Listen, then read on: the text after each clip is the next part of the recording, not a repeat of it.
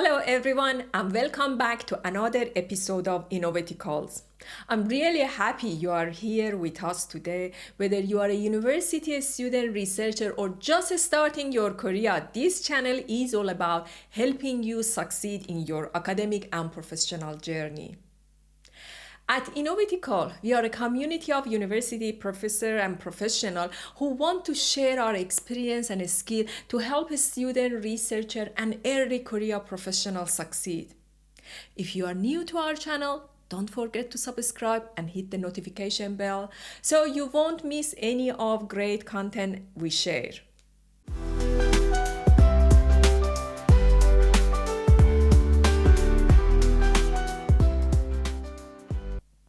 In today's episode, we will continue talking about emotional intelligence, or EI for short. This is part of my ongoing series on strategic thinking and self-awareness. You have probably heard me talk about how important it is to understand yourself and think strategically. Well, EI is a great tool for self-awareness.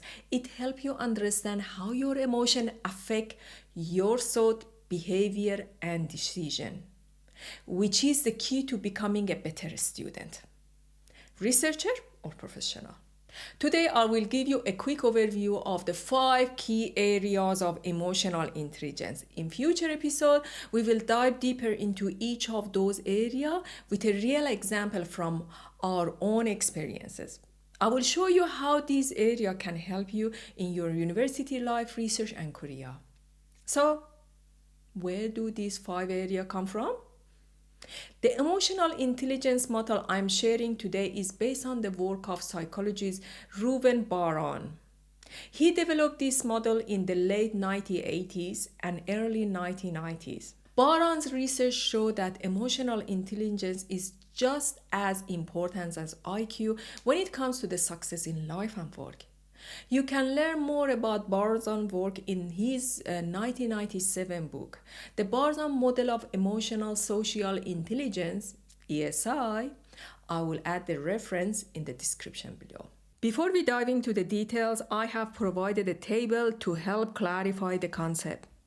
It outlines the 5 main scales of emotional intelligence, with each scale broken down into 3 subscales. These scales and subscales are used to measure and evaluate someone's emotional intelligence, which is essential for understanding and managing our emotion and interactions. I will go through these scale and subscale quickly, but don't worry, if it seems like a lot to absorb right now, we will revisit each one in greater depth in future episodes. I will also share real-life examples to illustrate how these concepts apply in everyday situations. The 5 main scales of emotional intelligence are Self-Preception scale, Self-Expression scale, Interpersonal scale, Decision-Making scale, Stress Management scale. Now, let's dive in to see what these scale and subscale mean and how they can help us better understand and manage our emotion and interactions. Self-perception realm, understanding yourself.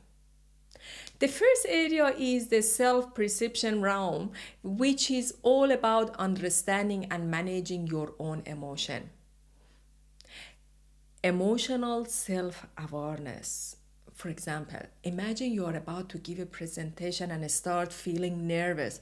Emotional self-awareness means recognizing that you feel anxious, but because you care about how well your presentation goes. Knowing this allows you to use the technique like a deep breathing to calm yourself and perform better. Self-regard. That's about knowing and accepting both your strength and weakness. For example, maybe you are great at collecting data for a research project, but you struggle with writing the final report.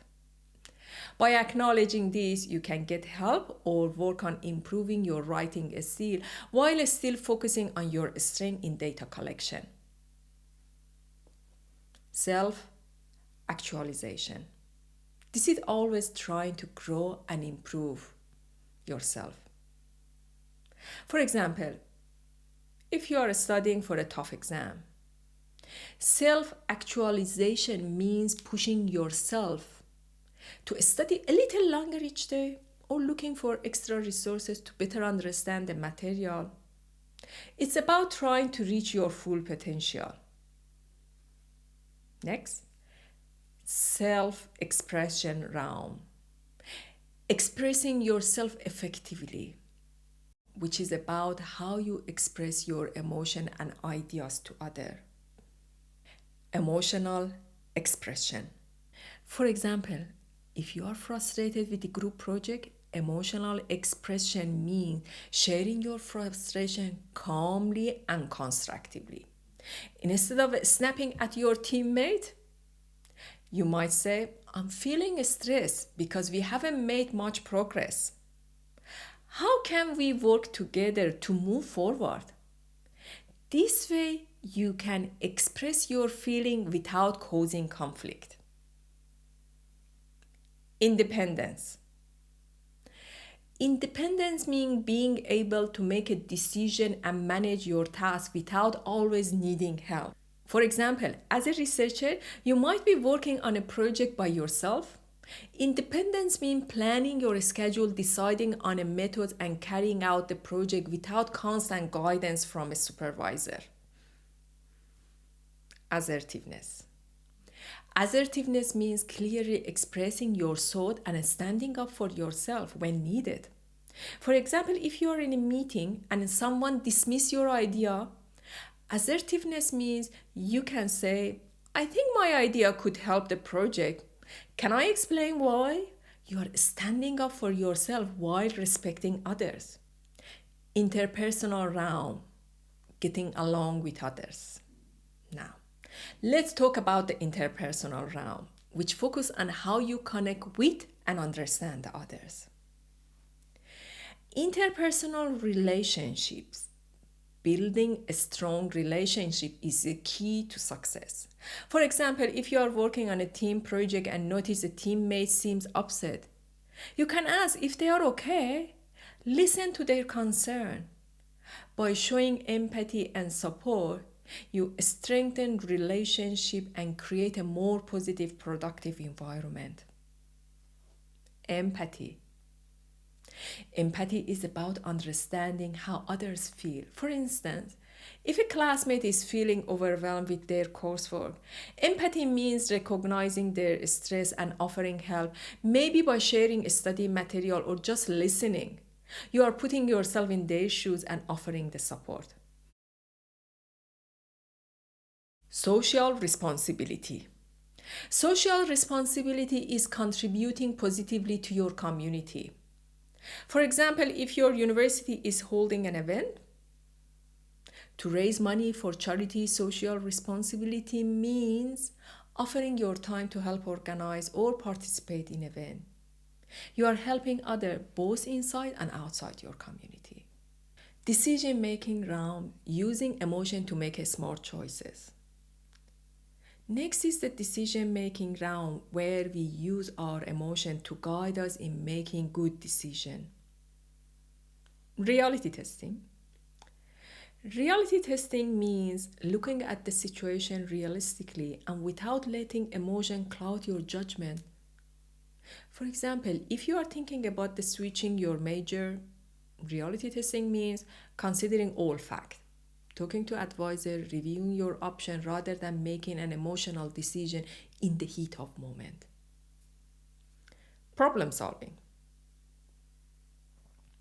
Problem solving means using your emotion to find the best solution. For example, if your research doesn't go as planned, instead of feeling defeated, you can use your frustration to brainstorm new ways to approach the issue. You might try a new method, create a new hypothesis, or ask colleagues for advice. Impulse control. Impulse control means taking a moment to think before reacting. For example, if you receive negative feedback, instead of the reacting with anger. Impulse control help you take a deep breath, reflect on a feedback, and use it as a chance to improve your work. Stress management round. Handling stress and challenges. Finally, we have the stress management round, which is about staying calm and managing stress well. Flexibility. Flexibility means adapting when things don't go as planned. For example, if your research project faces unexpected challenges, flexibility helps you adjust. Instead of getting frustrated, you reassess the situation, make changes, and keep moving forward. Stress tolerance.